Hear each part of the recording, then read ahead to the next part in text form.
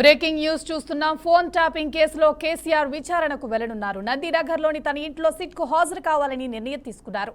అలాగే రేపు సిట్ విచారణకు హాజరు కావాలని కేసీఆర్ నిర్ణయం తీసుకున్నట్లు కూడా తెలుస్తోంది. ఫోన్ ట్యాపింగ్ కేసులో విచారణకు కేసీఆర్ వెళ్లనున్నారు. రేపు ఉదయం ఎర్రవెల్లి ఫామ్ హౌస్ నుంచి కేసీఆర్ హైదరాబాద్ రానున్నారు. పార్టీ నాయకులు, న్యాయ నిపుణులతో సమావేశమైన గులాబీ బాస్ విచారణకు హాజరు కావాలని నిర్ణయం తీసుకున్నారు. నిన్నటి నుంచి ఫామ్ హౌస్ లోనే ఉన్న కేటీఆర్, హరీష్ రావులతో సుదీర్ఘంగా చర్చించారు. ఇదే అంశానికి సంబంధించి పూర్తి సమాచారాన్ని మా ప్రతినిధి రామకృష్ణ అందిస్తారు. ఏదైతే మాజీ ముఖ్యమంత్రి కేసీఆర్ కి సిట్ రెండోసారి నోటీస్ ఇచ్చింది.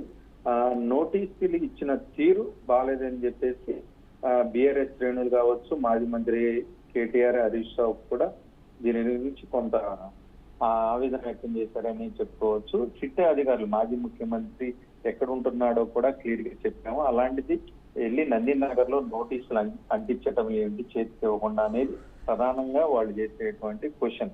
మేము అవైలబుల్ గా ఉన్నాం, ఎర్రవెల్లి ఫామ్ హౌస్ కి వచ్చి ఇవ్వచ్చు కదా అనే తరహాలో బీఆర్ఎస్ మెయిన్ గా కేటీఆర్ కావచ్చు, హరీష్ రావు వీళ్ళంతా కూడా మాట్లాడుతుంది. సో దీనికి సంబంధించి కూడా ఏదైతే రేపు 3 గంటలకి రావాలని సిట్ అధికారులు నోటీసులు జారీ చేస్తున్నారు. దానిలో భాగంగానే రేపు న్యాయ నిపుణులతో చర్చించారు. సో మొత్తం మీద అయితే కేసీఆర్ రేపు సిట్ ఎదుట హాజరవున్నారు. నందినగర్ లో ఏదైతే తన ఇంటికి నోటీసులు ఇచ్చారో అదే ఇంట్లో సిట్ అధికారులు వస్తారు. దానికి సంబంధించి పరికరాలన్నీ కూడా అక్కడికి తీసుకొస్తారు. ఏదైతే సిట్ విచారించే సమయంలో కొంత వీడియో రికార్డింగ్ కావచ్చు, వాళ్ళ ప్రొసీజింగ్ ఏవైతే ఉంటాయో సిట్ అధికారులు అవన్నీ కూడా పరికరాలన్నీ కూడా నందినగర్ తెచ్చుకుంటారు. సో నందినగర్ లో రేపు సిట్ అధికారులు మాజీ ముఖ్యమంత్రి కేసీఆర్ ని విచారించున్నారు.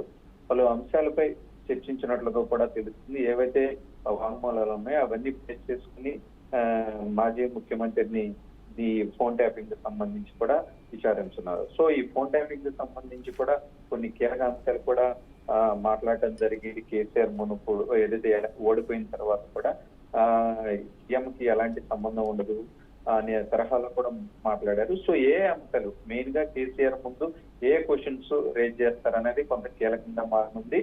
ఏదైతే వాంగ్మూలాలు ఉన్నాయో వాంగ్మూలంలో కేసీఆర్ పేరు ఎవరైనా చెప్పారు, ఏ సందర్భంలో వాళ్ళు చెప్పాల్సి వచ్చింది అనే కోణంలో కూడా మొత్తం కూడా చర్చించే అవకాశం ఉంది. కేసీఆర్ నుంచి ఇన్ఫర్మేషన్ రాబట్టాలి ఏంటనేది క్వశ్చన్ మాత్రం ఇప్పటికే సిట్ అధికారులు కూడా రెడీ చేస్తున్నట్లుగా కూడా తెలుస్తుంది. సో మొత్తం మీద రేపు 3 గంటలకి సిట్ అధికారులు నందినగర్ చేరుకుంటారు.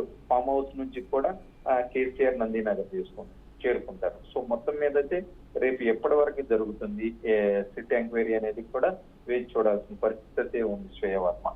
Thank you Ramakrishna, thanks for the update.